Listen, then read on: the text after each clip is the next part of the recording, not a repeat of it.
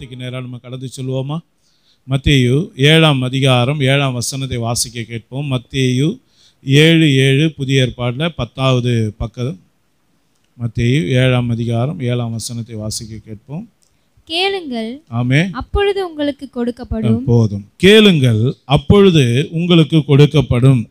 என் அருமையான தேவனுடைய பிள்ளைகளே, இந்த நாட்களிலே கர்த்தர் நமக்கு கொடுக்கும்படியாக அவர் சித்தம் கொண்டு இன்றைக்கு தொடர்ந்து 3வது முறையாக கர்த்தர் இந்த வார்த்தையை நமக்கு கொடுக்கிறார். கடந்த வாரம் ஆராதனையில் கர்த்தர் இந்த வார்த்தையை கொடுத்தார். மாலை வீட்டு ஜெபத்திலையும் கர்த்தர் அருமையாக நம்மோடு கூட இடைப்பட்டார். இப்பொழுது 3வதாக கர்த்தர் இதே வார்த்தை கொண்டு நம்மோடு கூட பேசுகிறார். அருமையான தேவனுடைய பிள்ளைகளை, இன்றைக்கு கர்த்தர் தம்முடைய பிள்ளைகளுக்கு கொடுக்க அவர் விருப்பம் கொண்டு நம்மோடு கூட பேசுகிறார். நாம் என்னென்னலாம் கேட்க அவரிடத்துல பெற்றுக்கொள்ள முடியுமோ அதையெல்லாம் பெற்றுக்கொள்ள வேண்டும் என்று தேவன் நம்மோடு கூட இடைபடுகிற தேவனாய் இருக்கிறார். நம்முடைய வாழ்க்கையில் எத்தனையோ தேவைகள் இருக்கிறது என்பது தெரியும். என் பிள்ளைங்க எவ்வளோ கஷ்டப்படுறாங்க என்பது தெரியும். என் பிள்ளைங்க எவ்வளோ வேதனைப்படுறாங்க தெரியும். நல்ல வருமானத்துக்காக எவ்வளோ கண்ணீர் வடிக்கிறாங்க தெரியும்.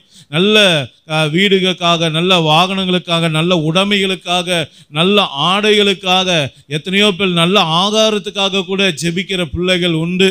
இன்னைக்கு அப்படிப்பட்ட நம்முடைய பிள்ளைகளுடைய எல்லா தேவைகளை கர்த்தர் சந்திக்கும்படியாகவும் அவருடைய வாழ்க்கையில் அற்புதங்களை செய்து அதிசயங்களை செய்து பிள்ளைகளை உயர்த்தும்படியாக கர்த்தர் இன்றைக்கு கேளுங்கள், அப்பொழுது உங்களுக்கு கொடுக்கப்படும் என்று சொல்லி கர்த்தர் நம்மோடு கூட பேசுகிறார். என் அருமையான தேவனுடைய பிள்ளைகளே, நாம் இன்னைக்கு ஏசப்பா கிட்ட கேட்கிற அனைத்தையும் பெற்றுக்கொள்ள வேண்டுமானால் நாம் எப்படி கேட்கணும்? நல்லா கவனிச்சுக்கோங்க, எப்படி கேட்கணும். கடந்த வாரம் பார்த்தது ஒரு விதம், அதே போல் மாலையில் ஜெபத்தில் பார்த்தது ஒரு விதம். இப்போ 3வது ஒரு கோணத்தில் கர்த்தர் நமக்கு இந்த வார்த்தையை கொடுக்கிறார். நாம் எப்படி கேட்டால் கர்த்தர் நம்முடைய ஜெபத்தை கேட்டு நமக்கு பதில் கொடுப்பார். முதலாவது காரியம் மத்தேயு 8ஆம் அதிகாரம் 2-3 வசனங்களை வாசிப்போம். அப்பொழுது ஆமே, குஷ்டரோகி ஒருவன் வந்து அவரை பணிந்து ஆண்டவரே நமக்கு சித்தமானால் ஆமே என்னை சுத்தமாக்க உம்மால் ஆகும் என்றான். ஆமே, நல்ல கவனிங்க.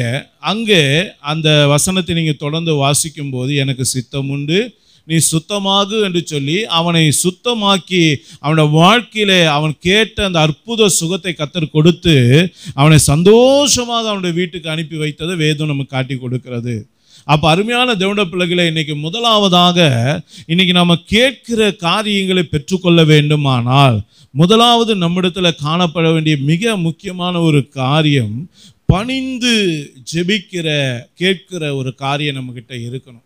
அந்த பணிவு அப்படின்னா என்ன? அங்கே அவன் பணிந்து கொண்டான்னு சொல்லப்பட்டிருக்க, அவன் பணிந்துன்னா என்னங்க அர்த்தம் அப்படின்னு நீங்கள் தெரிஞ்சுக்கணுன்னா மத்தேயு 4ஆம் அதிகாரம் 9-10 வசனத்தை வாசிங்க. மத்தேயு 4ஆம் அதிகாரம் 9-10 வசனங்க. நீ சாஷ்டாங்கமாய் விழுந்து, நல்ல கவனிங்க, நீ சாஷ்டாங்கமாய் விழுந்து என்னை பணிந்து கொண்டால் இவைகளை எல்லாம் உமக்கு தருவேன் என்று சொன்னான். நல்ல கவனிங்க, சொல்றது யாரு? பிசாசு. யார்கிட்ட சொல்றான்? ஏசப்பா கிட்ட சொல்றான். வானத்தையும் பூமியும் படைத்த தெய்வத்துக்கிட்ட சொல்றான். அப்போ பணிந்து கொள்றதுன்னா என்னன்னு பிசாசு சொல்றான் பாருங்க, விளக்கம் சொல்றான் பாருங்க. என்ன சொல்றான்? சாஷ்டாங்கமாய் விழுந்து பணிந்து கொண்டார். நல்லா கவனிச்சிங்க. அதுக்கு ஏசப்பா என்ன சொல்றாரு அதையும் வாசிங்க. அப்பொழுது இயேசு, அப்பாலே போ சாத்தானே, உன் தேவனாகிய கர்த்தரை பணிந்து கொண்டு அவர் ஒருவருக்கே ஆராதனை செய்வாயாக என்று எழுதியிருக்கிறதே என்றார். ஆமா, நல்லா கவனிங்க. அப்போ இந்த இடத்துல நம்ம பணிந்து கேட்கும்போது, பணிவாக கேட்கும்போது நம்முடைய ஜெபத்தை கேட்டு கர்த்தர் நம்முடைய வாழ்க்கையில் அற்புதம் செய்கிறார்.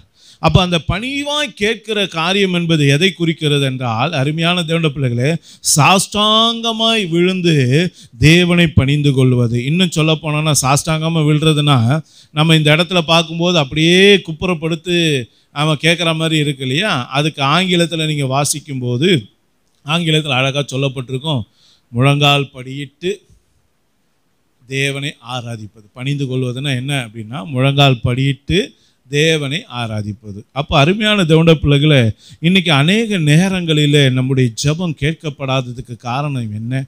நம்ம விரும்புகிறதை பெற்றுக்கொள்ள முடியாமல் போகிறதுக்கு காரணம் என்ன தெரியுங்களா?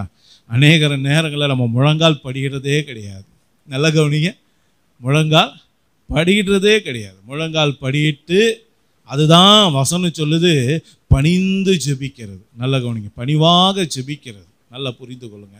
அதுக்கு அர்த்தம் என்னன்னா, ஆண்டவரே எனக்கு எல்லாமே நீங்க தான்ப்பான்னு சொல்லி பூரணமாக சரணடைவது. நல்லா கவனிங்க. ஒரு போலீஸ்காரரு துப்பாக்கி பின்னாடி வச்சுட்டு என்ன சொல்லுவார், அவர் யூ ஆர் அண்டர் அரெஸ்ட்னுவார். உடனே அந்த சம்மந்தப்பட்ட ஆள் என்ன பண்ணுவாங்க, சொன்ன உடனே கண்ணை வச்சுட்டு சொன்னார்னா கையை தூக்கிட்டு என்ன பண்ணுவாங்க, 100% அவன் சரண்டர் பண்ணுவான். கையில் எதுவும் வச்சுக்க மாட்டான். என்ன இருந்தாலும் கீழே போட்டுட்டு கையை தூக்கிட்டு பூரணமாக அந்த விஷயத்துக்கு ஒத்துழைப்பு கொடுத்தா அவன் ஜீவன் பாதுகாக்கப்படும். அப்போ நல்லா புரிந்து கொள்ளுங்க.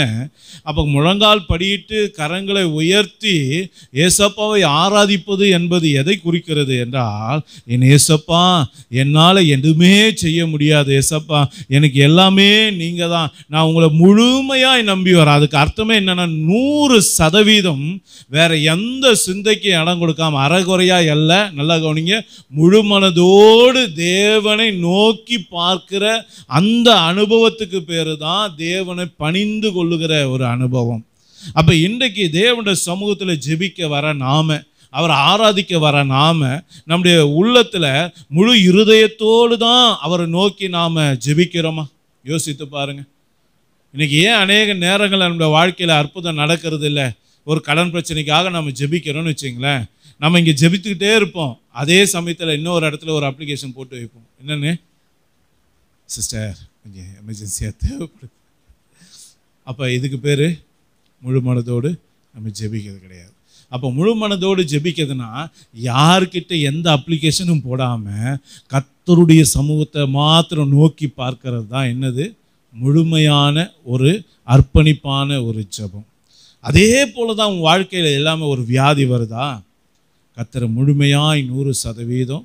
அதுக்காக ஆண்டவர் வைத்தியம் பார்க்க வேணாம்னு சொல்லலை. நிறைய நேரங்களில் விசுவாச வாழ்க்கையில் கொஞ்சம் தடுமாற்றம் வரும். எப்படின்னு கேட்டிங்கன்னா, சில பேர் சொல்லுவாங்க வைத்தியமே பார்க்கக்கூடாது, விசுவாசத்தோடு ஜெபிக்கணும் அப்படின்னு சொல்லி சில பேர் சொல்லுவாங்க. சில பேர் என்ன சொல்லுவாங்க, இல்லைங்க வைத்தியம் பார்க்கலாம், ஆண்டவர் அனுமதி கொடுத்துருக்காரு அப்படின்னு. ஏன்னா வசனம் சொல்லுது, பிணியாளிக்கு வைத்திய தேவை அப்படின்னு ஏசப்பாவே சொல்கிறாரு. இன்னும் அவருடைய சீஷர்களில் ஒருத்தராகிய லூக்கா யார், அவர் ஒரு மருத்துவர். அந்த மருத்துவத்துறையை ஏசப்பா எங்கே ஆசீர்வதித்தார், எகிப்தியருடைய மருத்துவச்சிங்க இஸ்ரவேல் பிள்ளைகளுக்கு தயவு காராட்டினதுனால வசனம் சொல்லுது, மருத்துவச்சிகள் தழைக்கும்படியாக தேவன் என்ன பண்ணார், அவளை ஆசீர்வதித்தார் என்றார். அந்த ஆசீர்வாதம் தான் இன்னைக்கு மருத்துவத்துறை இவ்வளோ தூரம் வளர்ந்துருக்க காரணம். நல்லா புரிந்து கொள்ளுங்க, தேவனுடைய ஆசீர்வாதம். அப்போது மருந்து மாத்திரை எடுத்துக்கொள்ளலாம், தப்பு இல்லை, நல்லா புரிந்து கொள்ளுங்க. ஆனால் எடுக்க முடியாத ஒரு சூழ்நிலை இருக்கும். நல்லா புரிந்து கொள்ளுங்க. உதவி செய்ய யாருமே இல்லை, உங்களை மருத்துவமனைக்கு கூட்டு போக முடியாது, அல்லது மருத்துவர்களால் கூட சுகமாக்க முடியாது எத்தனையோ காரியங்கள் இருக்குது. எத்தனையோ கேன்சர் சொல்கிறாங்க, எய்ட்ஸ் வியாதி சொல்கிறாங்க, எத்தனையோ ப்ராப்ளங்க இருக்குது. ஆனால் அதுக்கெல்லாம் நீங்கள் எங்கே போவீங்க? நல்லா யோசனை பண்ணி பாருங்க. ஒரு சின்ன தலைவலினா கூட ஏசப்பாட்டு ஜெபிக்கலாம், தப்பு இல்லை. நீங்கள் பூரணமாக ஒப்பு கொடுத்து ஜெபிக்கலாம். இல்லை நீங்கள் அங்கே போய் மருந்து மாத்திரை வாங்கி கூட சரி பண்ணிக்கலாம். ஆனால் ஆண்டவரை தேடுறேன்னு சொல்லிட்டு இங்கேயும் ஒரு அப்ளிகேஷனை போட்டு அங்கேயும் ஒரு அப்ளிகேஷனை போட்டு ரெண்டகமான ஒரு வாழ்க்கை இருக்கக்கூடாது. அதுதான் ஆண்டவர் நமக்கு சொல்கிறார். ஒன்று கர்த்தர் தெய்வமானால் கர்த்தரை நம்பு, இல்லை உலக காரியம் தான் முக்கியம்னா உலக காரியத்தை நம்பு. வைத்தியம் தான் வேணும்னா வைத்தியத்தை தேடிப்போ, அதுக்கு ஆண்டவர் தான் ஓகே சொல்கிறார். புரியுங்களா? அதுக்காக வைத்தியம் பார்க்க வேணாம்னு சொல்லலை. ஆனால் உன்னுடைய விசுவாசம் யார் மேலே இருக்குது யோசித்து பாருங்கள். இந்த வைத்தியத்தை, இந்த மருந்து மாத்திரை, இந்த மூலிகை, இந்த செடிகை எல்லாத்தையும் உண்டாக்கின கர்த்தர் தான் ஒருத்தனுக்கு சுகம் கொடுக்கும். மருந்து கொடுக்க தான் முடியும் அவங்களால, ஆனால் சுகம் கொடுக்குறவர் யார்? ஏசப்பா. அப்போ உன் விசுவாசம் யார் மேலே இருக்குது? இன்றைக்கி அதுதான் இன்றைக்கி அவசியம். நிறைய நேரங்களில் நாம் மருந்து மாத்திரை எடுத்து போகிறது, ட்ரீட்மெண்ட் எடுக்க போகும்போது சில பேரோட வாயில் வர்றதுன்னா அங்கே போனால் சரியாயிரும், இங்கே போனால் சரியாயிரும் அப்படின்னு சொல்கிற பாருங்க.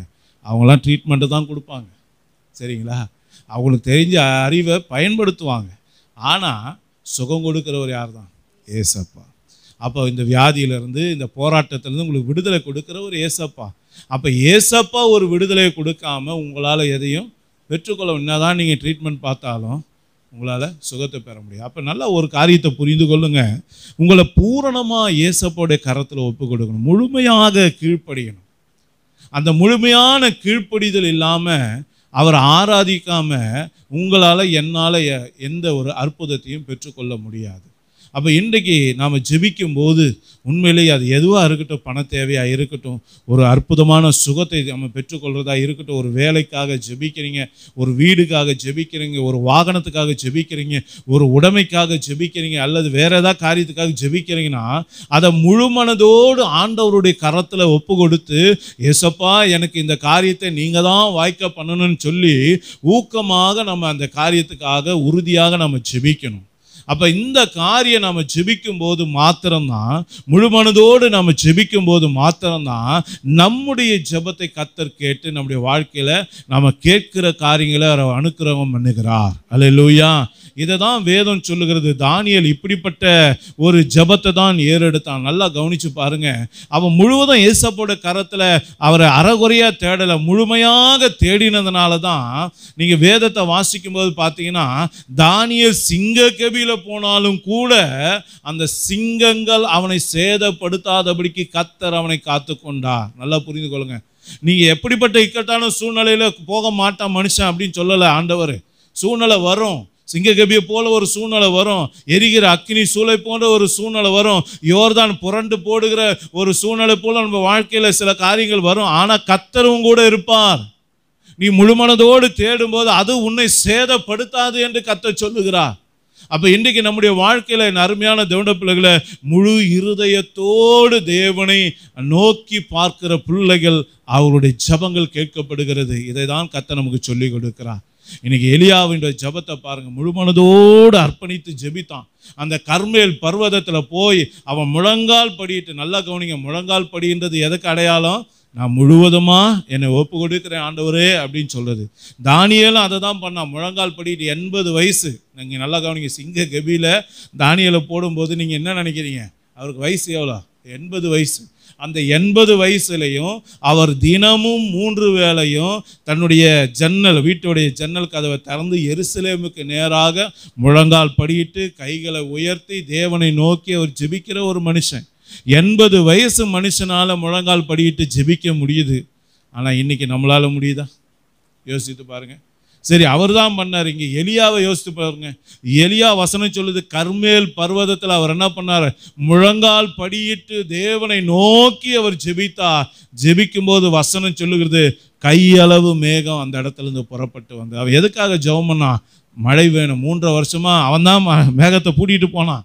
இப்போ அதே எலியா என்ன சொல்லலாம்? திரும்ப மழையை கட்டளையிடுங்க ஏசப்பா அப்படின்னு கேட்கறதுக்கு அவன் என்ன பண்றான்? முழுமனதோடு அங்கே ஒப்பு கொடுத்து ஜெபிக்கிறத வேதம் காட்டி கொடுக்கிறது. அப்போ அருமையான தேவனுடைய பிள்ளைகளை, நம்முடைய ஜெபம் கேட்கப்படணும். நம்ம ஆண்டவர்கிட்ட கேட்கிறத பெற்றுக்கொள்ளணும்னா இன்னைக்கு முழுமையாக அவரை தேடணும். ஒரு அரைகுறை இருதயத்தோடு அல்ல, இங்கே கொஞ்சம் அங்கே கொஞ்சம் அலைந்து பாய்கிற ஒரு எண்ணத்தோடு நம்ம ஜெபிக்கிறவளாக இருந்தால் நம்மளால் ஒன்றையுமே பெற்றுக்கொள்ள முடியாது. ஒரு உதாரணத்துக்கு யாக்கோபு 1ஆம் அதிகாரம், இந்த நேரத்தில் கர்த்தர் கொடுக்குற ஒரு வார்த்தை. யாக்கோபு 1ஆம் அதிகாரம் 5ஆம் வசனத்திலிருந்து நான் வாசிக்கிறேன் பாருங்க. பக்கம் 312 புதிய ஏற்பாடு. உங்களில் ஒருவன் ஞானத்தில் குறைவுள்ளவனாய் இருந்தால் யாவருக்கும் சம்பூர்ணமாய் கொடுக்கிறவரும் ஒருவரையும் கடிந்து கொள்ளாதவரும் ஆகிய தேவனிடத்திலே கேட்க கடவன், அப்பொழுது அவனுக்கு கொடுக்கப்படும். ஆனாலும் அவன் எவ்வளவாகிலும் சந்தேகப்படாமல், நல்ல கவனிங்க, எவ்வளவாகிலும் சந்தேகப்படாமல் விசுவாசத்தோடு கேட்க கடவன். சந்தேகப்படுகிறவன் காற்றினால் அடிபட்டு அலைகிற கடலின் அலைக்கு ஒப்பாய் இருக்கிறான். அப்படிப்பட்டவ மனுஷன் தான் கர்த்தரிடத்தில் எதையாகிலும் பெறலாம் என்று நினையாதிருப்பானாக அப்படின்னு என்ன சொல்றாரு? இப்படி சந்தேக புத்தி உனக்குள்ள இருந்தா, அறகுற புத்தி உனக்கு இருந்தால் நீ ஜெபிக்காம இருக்கிறதே நல்லது அப்படின்னு சொல்லி ஆண்டவர் சொல்றார். நல்லா புரிஞ்சுக்கொள்ளுங்க. ஒன்று கேட்டால் 100% இந்த மனுஷனை போல உங்களை தாழ்த்தி ஒப்பு கொடுத்து கேட்டு பாருங்க. அன்னைக்கு எலியாவுக்கு அற்புதம் செய்தது போல, இந்த அருமையான தானியேலுக்கு அற்புதம் செய்தது போல, அதே போல் இன்றைக்கு உங்களுடைய வாழ்க்கையில் கர்த்தர் அற்புதம் செய்து நீங்கள் கேட்டதை நீங்கள் பெற்றுக்கொள்ளும்படியாக தேவன் கிருபை செய்வார். அல்லேலூயா. அப்போ முதலாவதாக தேவனிடத்தில் முழுவதுமாக நாம் ஒப்பு கொடுத்து ஜெபிக்கும் போது கர்த்தர் அந்த காரியத்தை வாய்க்க பண்ணுகிறார். இரண்டாவதாக ஒரு காரியத்தை பார்ப்போம். மத்தேயு 15:22 முதல் 28 வசனங்களை வாசிக்க கேட்போம். பக்கம் 23 புதிய ஏற்பாடு. அப்பொழுது ஆமென் அந்த திசைகளில் கூடியிருக்கிற கானானிய ஸ்திரீ ஒருத்தி அவரிடத்தில் வந்து ஆண்டவரே தாவீதின் குமாரனே எனக்கு இரங்கும். நல்லா கவனிங்க. இப்போ ஏசாப்பா கிட்ட ஒரு விண்ணப்பத்தை வைக்கிறா. என்ன கேட்கிறா? எனக்கு இறங்கும். ஏன் அவ கேட்கிறா? அடுத்து வாசிங்க தொடர்ந்து. என் மகள் பிசாசினால் கொடிய வேதனைப்படுகிறாள். நல்லா கவனிங்க. அவளுடைய இது என்ன? பிரேயர் என்ன? அவளுடைய ரிக்வெஸ்ட் என்ன ஏசாப்பா கிட்ட? அவ மக வந்து பிசாசு போராட்டத்துல சிக்கிக்கிட்டு இருக்கான்.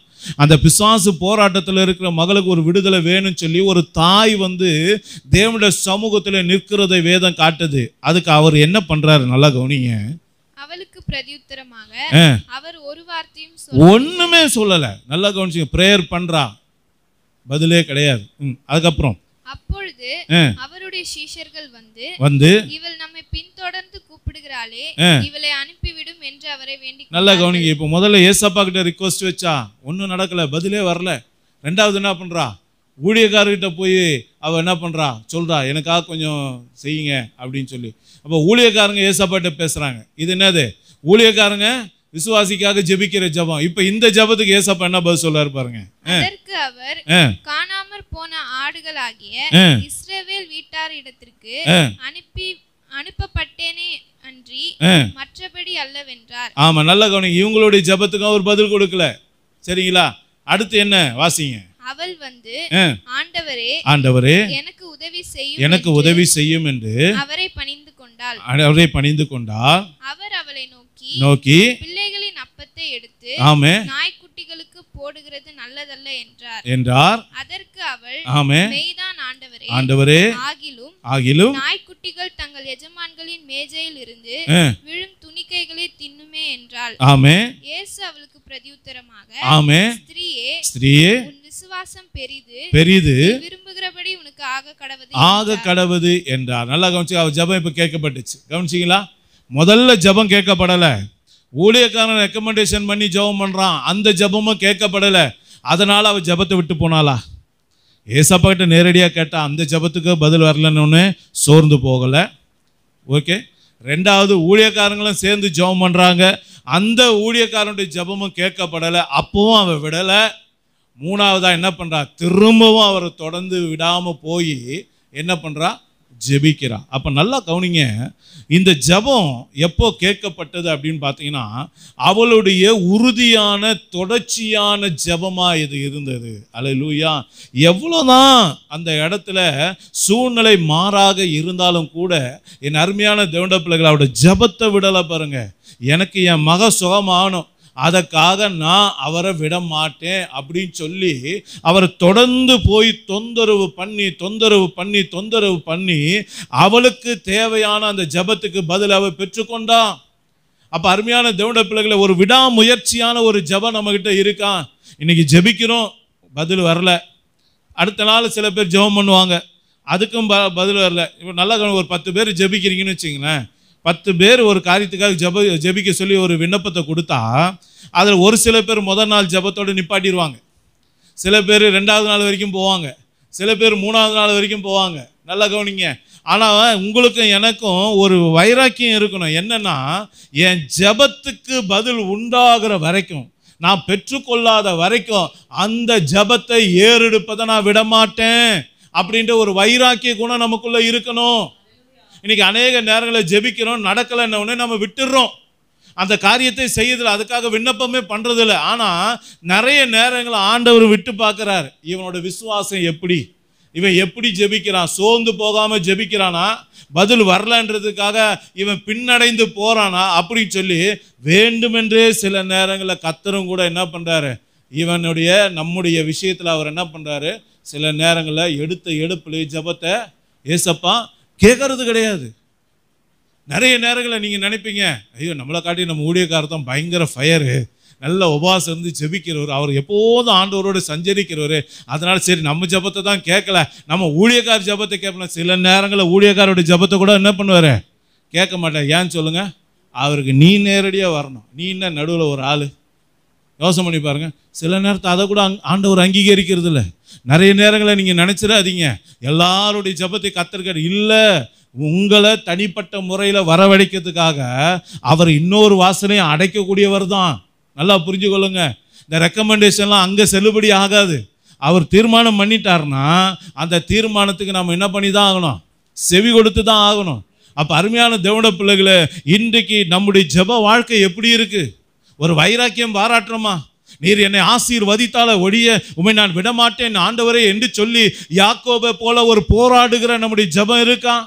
நம்முடைய ஜீவியம் அப்படி இருக்கா? நான் செத்தாலும் சாகிறேன் அப்படி சொல்லி எஸ்தரை போல ராஜாவிட்ட முன்னாடி போய் நிற்கக்கூடிய ஒரு தைரியம் இருக்கா? யோசித்து பாருங்க. இந்த இடத்துல ஆண்டவர் என்னென்னமோ காரணம் சொன்னார், ஆனாலும் அவ என்ன பண்ண? இல்ல ஆண்டவரை நீங்க சுகம் கொடுத்து தான் ஆகணும், போய் நின்னா பாருங்க. யோசனை பண்ணி பாருங்க. அப்ப இன்னைக்கு நம்மளுடைய ஜெபம் எப்படி இருக்கு? எப்படி நம்ம குடும்பம் ஆசீர்வதிக்கப்படும்? எப்படி நம்ம பிள்ளைங்க ஆசீர்வதிக்கப்படுவாங்க?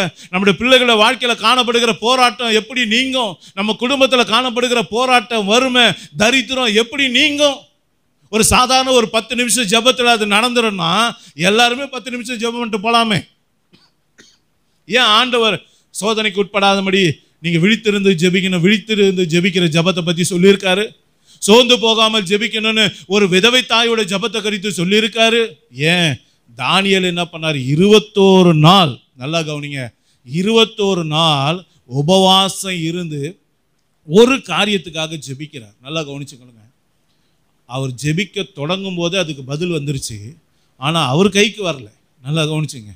அப்பவே அவன் ஜெபிக்க முழங்கால் படியிடும் போதே பரலோகத்தில் அவனுக்கு பதில் உண்டாயிருச்சு. அந்த பதிலை எடுத்துக்கொண்டு வருகிற ஒரு தேவ தூதனை இங்க இருக்கக்கூடிய பிசாசு என்ன பண்ணுது? அந்த பதிலை தானியேலுக்கு கிடைக்காதபடிக்கு அந்த பிசாசு தடை பண்றான். ஆனாலும் நல்லா கவனிங்க, முதல் நாள் ஜெபித்த தானியேல் 2வது நாள் சோர்ந்து போகல, 3வது நாள் சோர்ந்து போகல, 4வது நாள் சோர்ந்து போகல. இப்படியே பாருங்க, ஒரு வாரம் போச்சு, ஜபத்துக்கு பதில் வரல, அதனால சோர்ந்து போகல. 2வது வாரம் தொடர்றான் தன்னுடைய ஜபத்தை. நல்லா கவனிங்க, 3 வாரம் கரெக்டா 21வது நாள் அவனுடைய ஜபத்துக்கு பதில் வந்தது. நல்லா கவனிங்க, தடைகளை நீக்கி கர்த்தர் அவனுடைய ஜபத்துக்கு பதில் கொடுத்தார். உங்களுடைய ஜபம் எப்படி? நம்முடைய ஜபம் எப்படி?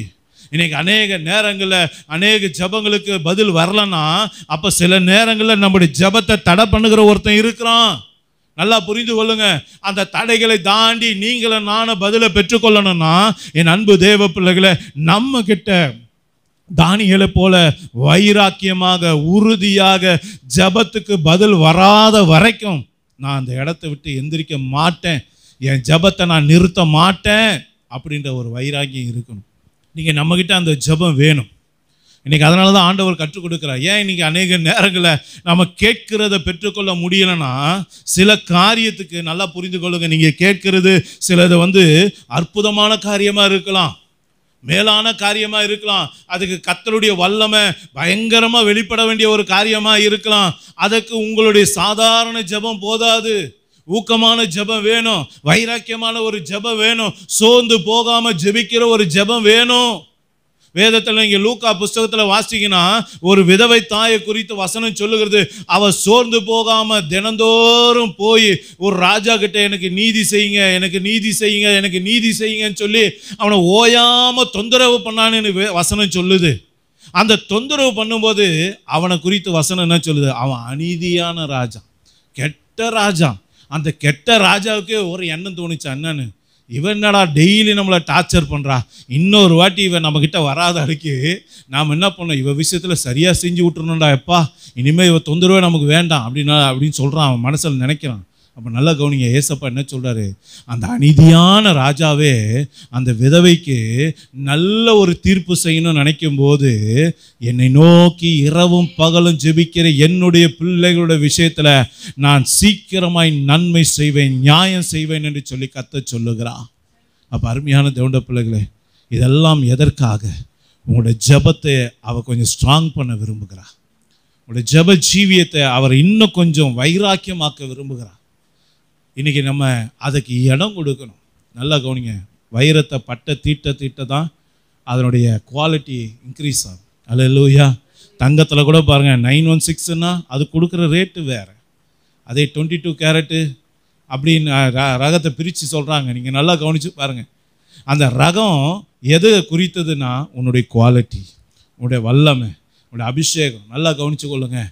நீங்கள் பெற்றுக்கொள்கிற ஆளை நீங்கள் போய் முழங்கால் படிட்டு வைராக்கியமாக ஜெபிச்சா உங்களுக்கு கிடைக்கிற ஒரு அற்புதத்துக்கும் சாதாரண ஜெபம் பண்ணுறவனுக்கு ஒருத்தன் கிடைக்கிற விஷயத்துக்கும் வித்தியாசம் இருக்குது. நல்லா புரிந்து கொள்ளுங்கள். அவனால் பெற்றுக்கொள்ள முடியாது, உங்களால் பெற்றுக்கொள்ள முடியும். எப்போ? உங்கள் வைராக்கியமான ஜெபம், உறுதியான ஜெபம். அதனால தான் சொல்லி வசனம் சொல்லுது, நீதிமான் செய்யும் ஊக்கமான ஜெபம் மிகுந்த பலன் உள்ளது. அல்லேலூயா. ஊக்கமாக ஜெபிங்க, உறுதியாக ஜெபிங்க, வைராக்கியமாக ஜெபிங்க. உங்கள் ஜெபத்துக்கு பதில் வராத வரைக்கும் அந்த ஜெபத்தை உங்கள் வாழ்க்கையிலேருந்து எடுக்காதீங்க. எத்தனை நாள் ஆனாலும் அதுக்காக ஊக்கமாக ஜெபிங்க. நீங்கள் ஜெபிக்க ஜெபிக்க ஜெபிக்க உங்கள் வாழ்க்கையில் அதனுடைய காரியத்தை நீங்கள் பார்க்காம ஓய மாட்டீங்க. கர்த்தர் நிச்சயம் அதை செய்வார். அல்லேலூயா.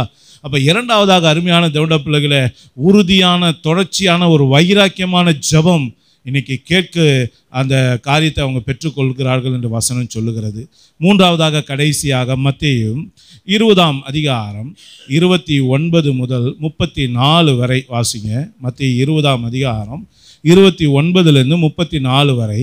அவர்கள் எரிகோவிலிருந்து புறப்பட்டு போகையில் திரளான ஜனங்கள் அவருக்கு பின் சென்றார்கள். அப்பொழுது வழி அருகே உட்கார்ந்த இரண்டு குருடர் இயேசு அவ்வழியாய் வருகிறார் என்று கேள்விப்பட்டு, ஆண்டவரே, தாவீதின் குமாரரே, எங்களுக்கு இரங்கும் என்று கூப்பிட்டார். நல்லா கவனி. இப்ப இவனுடைய பிரேயர் ரிக்வெஸ்ட் அவன் வைக்கிறான். ஆண்டவரே, தாவீதின் குமாரனே, எனக்கு இரங்கும் என்று சொன்னான். இப்ப என்ன நடக்குது பாருங்க, வாசிங்க.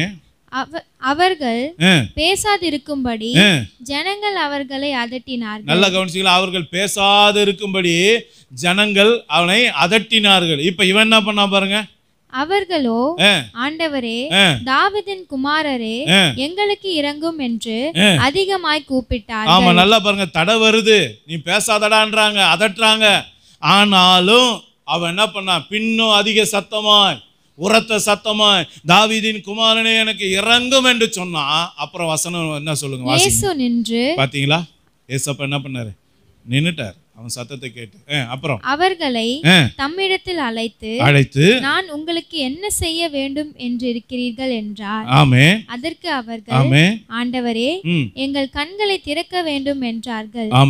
இயேசு மனதுருகி அவர்கள் கண்களை தொட்டார். உடனே அவர்கள் பார்வையடைந்து அவருக்கு பின் சென்றார்கள். அற்புதம். அவங்க கேட்டுக்கொண்ட காரியம் அவங்களுக்கு வாய்த்தது. எப்படி வாய்த்தது? தடைகள் வருங்க, நல்லா புரிந்து கொள்ளுங்க. தடைகள் வரும். பேசாதன்னுவாங்க, ஜெபிக்காதன்னுவாங்க. சில நேரங்கள் நம்ம வியாதி நமக்கு தடையா இருக்கு. ஜெபிக்கிற நேரத்தில் தான் நமக்கு இரும்பல் வந்துடும், ஜெபிக்கிற நேரத்தில் தான் தூக்கம் வரும், ஜெபிக்கிற நேரத்தில் தான் நமக்கு சோர்வு வரும், ஜெபிக்கிற நேரத்தில் அன்னைக்கு இல்லாத திருநாளா சொந்தக்காரங்க வேற வந்து நிற்பாங்க.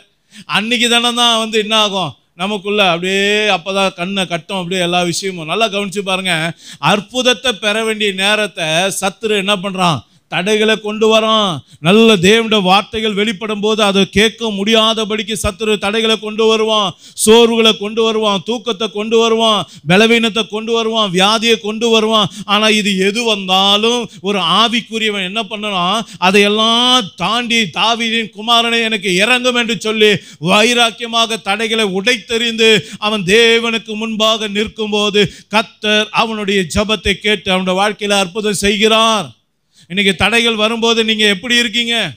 ஜெபிக்க நினைக்கும் போது அந்த ஜெபம் பண்ண முடியாதவளுக்கு ஒரு வியாதி வருது, ஒரு பலவீனம் வருது, ஒரு காய்ச்சல் வருது, ஒரு பிரச்சனை வருதுன்னா உங்க ஜெபம் எப்படிப்பட்டதா மாறி போகுது? அதுக்கு அடிபணிஞ்சு போறீங்களா அல்லது அதை ஓவர் கம் பண்றீங்களா?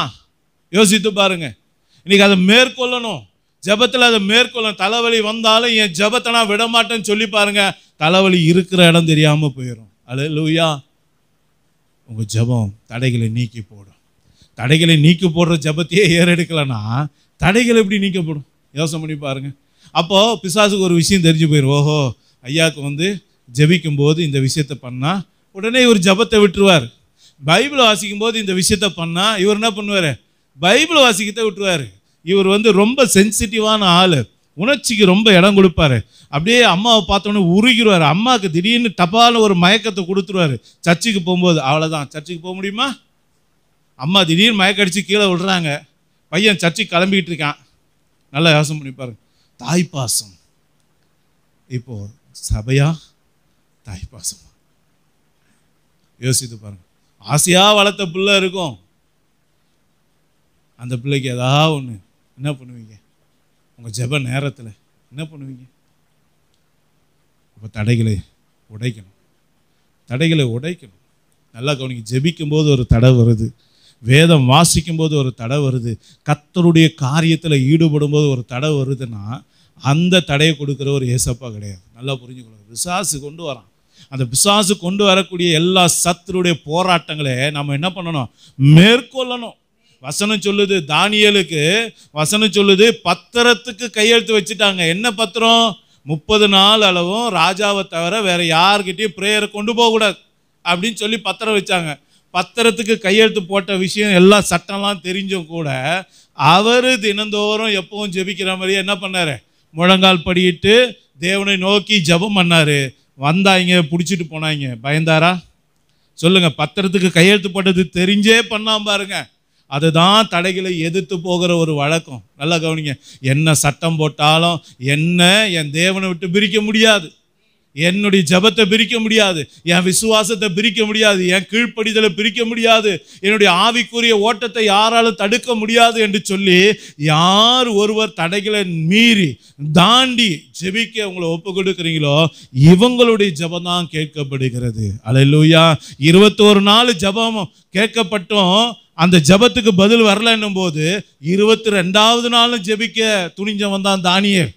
22வது நாள் வரலன்னா 23வது நாளும் ஜெபிப்பான். நல்லா கவனிங்க. அதுதான் தடைகளை நீக்கி போடுகிற ஒரு ஜபம். ஒரு நாளில் வரல, 2 நாளில் வரலன்னு உடனே பார்த்து அப்படியே பின்னிட்டு ஓடுற ஜபம் இல்லை. அப்போ தடைகளை தாண்டணும். எவ்வளோ தடைகள் வந்தாலும், எவ்வளோ போராட்டங்கள் வந்தாலும், யார் எதிர்த்து நின்றாலும் கர்த்தருடைய நாமத்தினால என் வாழ்க்கையில் அற்புதம் நடக்கிற வரைக்கும் நான் அதை பெறாமல் நான் ஓய மாட்டேன்னு சொல்லி யார் தடைகளை மீறி செயல்படுகிறார்களோ அவர்களுடைய வாழ்க்கையில் கர்த்தர் அற்புதங்களை செய்கிறார். அல்லேலூயா. இதே மாதிரி தான் சாத்ராக், மேஷாக், ஆபேத்நேகோவை பார்த்து சொன்னாங்க, இந்த பொற்சிலையை வணங்குறியா இல்லையா, இல்லைன்னா அக்கினி சூளையில் உன்னை தூக்கி போடுன்னு சொல்லி மிரட்டினாங்க. தடையை கொண்டு வந்தாங்க. அவனை தேவனை ஆராதிக்க விடாமல் வேற ஒரு காரியத்தை செய்ய முடியாது அவனை வற்புறுத்தினாங்க. ஆனால் அவங்க என்ன பண்ணாங்க? ராஜாவே, எங்கள் தேவன் இந்த எரிகிற அக்கினி சூளைக்கு எங்களை தப்புவிக்க வல்லவர், அவர் எங்களை தப்புவியாமல் போனாலும் நீர் உண்டாக்கின இந்த பொற்சிலையை நாங்கள் வணங்க மாட்டோம் என்று சொல்லி தடைகளை மீறி அவர்கள் தங்களை ஒப்பு கொடுத்தாங்க. சாதாரணமாக சூடாக்கப்பட்ட அந்த அக்கினி சூளை இப்போ இவன் சொன்ன வார்த்தையை கேட்டு ராஜாவுக்கு வெறி வந்து என்ன பண்ணாரு? அதை 7 மடங்கு ஆக்கிட்டார். நல்லா கவனிங்க. இவனை தூக்கிட்டு போய் போட போன ஆள் தீப்பட்டவனே செத்து போயிட்டான். ஆனால் உள்ளே போடப்பட்ட இந்த 3 பேர் என்ன ஆனாங்க? எந்த சேதமும் இல்லை. அவங்க துணி வேகலை, அக்கினியோட வாசம் கூட மேலே வீசலை. அவங்க விடுதலையோடு நெருப்புக்குள்ளே உலாவிட்டு இருந்தாங்கன்னு வசனம் சொல்லுது. அல்லேலூயா. எத்தனை தடைகள் வந்தாலும் கர்த்தருடைய பாதத்தில் உறுதியாக இருக்கிறவன் தான் ஜெயிக்கிறான். அல்லேலூயா. எந்த ஆகாப் ராஜா எதிர்த்து வந்தாலும், எந்த கோலியாத் எதிர்த்து வந்தாலும், எந்த பார்வோன் எதிர்த்து வந்தாலும் என் ஜபத்தை நான் விட மாட்டேன், என் ஜபத்துக்கு நான் பதில் வராமல் அந்த இடத்த விட்டு எந்திரிக்க மாட்டேன்னு சொல்லி யார் ஒருவர் வைராக்கியமாக தன்னுடைய ஜபத்துக்கு பதிலுக்காக காத்திருக்கிறார்களோ அந்த பிள்ளைகளுடைய கேட்கிற காரியத்துக்கு கர்த்தர் பதில் கொடுக்கிறார். அப்போ இன்னைக்கு உங்கள் ஜப ஜீவியம் என்ன? 3 காரியத்தை கர்த்தர் கற்றுக் கொடுக்கிறார். 1, முழுமையாக ஒப்பு கொடுத்து ஜெபிக்கிறங்க அந்த பிள்ளைகளுடைய ஜபத்தை கர்த்தர் கேட்கிறார். 2வதாக வசனம் சொல்லுகிறது, ஒரு உறுதியான வைராக்கியமான ஜபத்தை கர்த்தர் எதிர்பார்க்கிறார். 3வதாக நம்முடைய ஜபத்துக்கு பதில் கொடுக்க வேண்டுமானால் என் அருமையான தேவனுடைய பிள்ளைகளை தடைகளை தாண்டக்கூடிய ஜபமாக நம்முடைய ஜபம் இருக்கணும். அல்லேலூயா. எந்த வியாதி வந்தாலும், எந்த வறுமை வந்தாலும், எவ்வளோ போராட்டம் வந்தாலும் நான் என் ஜபத்தில் உறுதியாய் தரித்திருப்பேன் என்று சொல்லி யார் ஒருவர் தடைகளை உடைத்தெறிகிறார்களோ அந்த பிள்ளைகளுடைய ஜபங்களுக்கு கர்த்தர் பதில் கொடுக்கிறார். இன்றைக்கி நாம் என்ன செய்ய போகிறோம்? நம்ம எல்லாரும் கண்களை மூடுவோமா? என் அருமையான தேவனுடைய பிள்ளைகளை கேளுங்கள், அப்பொழுது உங்களுக்கு கொடுக்கப்படும். கேட்கிற எவனும் பெற்றுக்கொள்ளுகிறான். இன்னைக்கு உங்கள் ஜப ஜீவியத்தை கர்த்தர் மாற்ற விரும்புகிறார். சாதாரண நிலையிலிருந்து கர்த்தர் இன்னும் ஒரு ஸ்டெப்பு மேலே உங்களை கொண்டு போக விரும்புகிறார். என் அன்பு தேவ பிள்ளையே, சாதாரண ஜபங்கள் இன்னைக்கு அநேக நேரங்களில் நம்முடைய வாழ்க்கையில் ஒரு மாற்றத்தையும் உண்டு பண்ணாது, ஒரு அற்புதத்தை கூட காண செய்யாது. ஆனால் இப்படி ஜெபித்து பாருங்கள். இன்றையிலேருந்து உங்கள் ஜெபம் மாறட்டும். முழுவதுமாக உங்களை சரண்டர் பண்ணி ஜெபிங்க. ஏசப்பா, நான் முழுமையாக 100% உங்களை தான் நம்பி வந்திருக்கிறேன், உங்களால் மட்டும்தான் இந்த சூழ்நிலையிலிருந்து என்னை விடுதலை ஆக்க முடியும் என்று சொல்லி ஏசப்பாவை நம்பி வந்த அன்னாளை போல உங்களை ஒப்பு கொடுத்து பாருங்க. யாபேசை போல உங்களை ஒப்பு கொடுத்து பாருங்க. தானியேலை போல ஒப்பு கொடுத்து பாருங்க. எலியாவை போல ஒப்பு கொடுத்து பாருங்க. யாக்கோபை போல ஒப்பு கொடுத்து பாருங்க. இன்றைக்கு உங்க நிந்தை மாறும், உங்க அவமானம் மாறும், உங்க சூழ்நிலைகள் மாறும். உங்க ஜெபத்துக்கு கர்த்தர் பதில் கொடுத்து இன்றைக்கு ஒரு ஜெய ஜீவியத்தை உங்க வாழ்க்கையில தொடங்க போகிறார். எத்தனை பேர் பெற்றுக்கொள்ள போறீங்க? இன்னைக்கு வைராக்கியம் இருக்கா? அப்பா கிட்ட பேச மாட்டேன், அம்மா கிட்ட பேச மாட்டேன், ஃப்ரெண்டு கிட்ட பேச மாட்டேன், இவங்கிட்ட பேச மாட்டேன், அவங்கிட்ட பேச மாட்டேன், மற்ற விஷயத்துலலாம் நம்ம வைராக்கியம் பாராட்டுறோமே. இன்னைக்கு ஜபத்துக்கு எனக்கு பதில் வராத வரைக்கும் என் ஜபத்தை விட்டு நான் எந்திரிக்க மாட்டேன், அந்த ஜப குறிப்பை நான் விடாம தொடர்ந்து ஜெபிப்பேன்னு சொல்லி எத்தனை பேருக்கு வைராக்கியம் இருக்கு? யோசித்து பாருங்க. ஜபம் வராம இந்த ஜப குறிப்பு உங்க லிஸ்ட்ல இருந்து போகவே கூடாது. எத்தனை பேர் அதுக்காக ஜெபிக்கிறீங்க? எத்தனை பேர் அதுக்காக ஜெபிக்கிறீங்க? இன்னைக்கு கர்த்தர் உங்களுடைய வைராக்கியத்தை தட்டி எழுப்ப விரும்புகிறார். போதும், நீ அனலுமின்றி குளிருமின்றி இருந்தது போதும். ஒன்று அனலாயிரு, இல்லை குளிராயிரு. நீ அனலாய் இருந்தா வைராக்கியத்துக்கு வா, வைராக்கியத்தின் அபிஷேகத்துக்கு வா, ஊக்கமா ஜெபிக்கிற அபிஷேகத்துக்கு வா என்று கர்த்தர் ஒன்று அழைப்பு கொடுக்கிறா. தடைகள் வரும், தடைகள் வரும். சில பேர் அதட்டுவாங்க, சில பேர் ஜபத்துக்கு எதிர்த்து நிற்பாங்க, ஜபத்துக்கு விரோதமா வந்து நிற்பாங்க. ஆனாலும் தடைகளை தாண்டி நீ உறுதியாய் நிற்கும் போது, ஊக்கமாய் ஜெபிக்கும் போது கர்த்தர் உன் ஜபத்தை கேட்கிறா. கர்த்தர் உன் ஜபத்தை கேட்கிறா. நீ என்ன செய்ய போகிறாய்? தடை வந்தவுடனே ஓடி ஒளிந்து கொள்ள போகிறாயா? பிரச்சனை வந்தவுடனே ஓடி ஒளிந்து கொள்ள போகிறாயா? இல்லை அதை ஓவர் கம் பண்ண போறியா? இன்னைக்கு கர்த்தர் உனக்கு ஒரு அழைப்பு கொடுக்கிறா. உன் ஜபத்தில் இன்னும் உன்னை ஸ்ட்ராங் பண்ண விரும்புகிறா, இன்னும் உன்னை பலப்படுத்த விரும்புகிறா. ஒரு புதிய பரிமாணத்துக்குள்ள கர்த்தர் உன் ஜப ஜீவியத்தை கொண்டு போக விரும்புகிறா. நீ உன்னை ஒப்பு கொடுப்பாயா? என் மகனே, நீ உன்னை ஒப்பு கொடுப்பாயா? என் மகளே, நீ உன்னை ஒப்பு கொடுப்பாயா? சில காரியங்கள் இந்த ஜபத்தினால தான் மாறும். ஆண்டவர் சொன்னார், உபவாசத்தினாலும் ஜபத்தினாலும் அன்றி இவ்விதமான ஜாதி பிசாசு புறப்பட்டு போகாது என்று சொன்னான். சில காரியங்களுக்கு சில விதமான ஜபம் இங்கே ஏறெடுக்காம அதிலிருந்து விடுதலை பெற முடியாது. உபவாச ஜபம் இருந்தால் மட்டும்தான் சில காரியத்தில் அற்புதம் பெற முடியும். சில காரியத்தில் தொடர்ச்சியாக ஜெபிக்கிற அந்த ஜெப ஜீவியம் இருக்கிறவங்களால தான் ஜெயிக்க முடியும். சில காரியங்களை தடைகளை நீக்கி போடுகிற ஜபம் இருந்தால் தான் ஜெயிக்க முடியும். சில காரியத்தில் வைராக்கியமாக நின்று ஜெபிக்கிறவங்களால தான் ஜெயிக்க முடியும். சில காரியத்தில் முழுமையாக ஒப்பு கொடுத்தவங்களால மட்டும்தான் ஜெயிக்க முடியும். நீ எப்படிப்பட்டவன்? நீ எப்படிப்பட்டவள்? சும்மா நானும் ஜெபித்தேன், நானும் பாட்டு பாடினேன், குழல் ஊதினார்கள், நானும் கூத்தாடினேன், அந்த கூட்டமா? இல்லை, தனித்துவமாக உன்னுடைய காரியம் இருக்கா? யூனிக்காக இருக்கா உன்னுடைய காரியம்? உன்னுடைய ஐடென்டிட்டி என்ன? உன் அடையாளம் என்ன? ஜபத்தில் நீ எப்படிப்பட்டவன்? யாக்கோபை பற்றி போராடி ஜெபிக்கிறவன் சொல்லப்பட்டிருக்கு. தானியேலை பற்றி 80 வயசு வயதான தாத்தாவன், அந்த 80 வயசுல கூட முழங்கால் படியிட்டு எப்போதும் 3 வேளை ஜெபிக்கிற ஜபத்தை விடாமல் இருந்தான்னு சொல்லப்பட்டிருக்கு. உங்க ஜபம் என்ன? நீங்க எதில் சிறந்தவங்க? ஜபத்தில் வைராக்கியமாக ஜெபிக்கிறதுல சிறந்தவங்களா, இல்லை தடைகளை தாண்டி ஜெபிக்கிறவதில் சிறந்தவங்களா, இல்லை முழுமனதோடு உங்களை ஒப்பு கொடுத்து ஜெபிக்கிறதுல சிறந்தவங்களா?